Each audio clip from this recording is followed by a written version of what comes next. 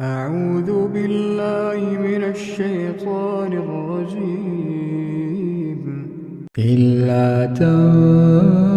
تنصروه فقد نصره الله إذ أخرجه الذين كفروا ثاني اثنين إذ هما في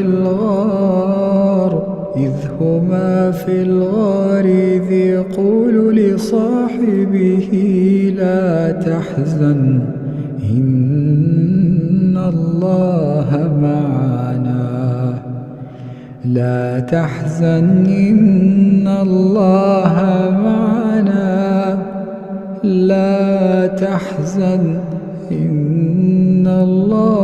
معنا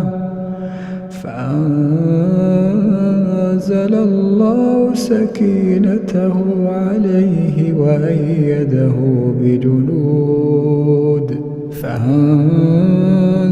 الله سكينته عليه وأيده بجنود لم تروها وجعل كلمة الذين كفروا السفلى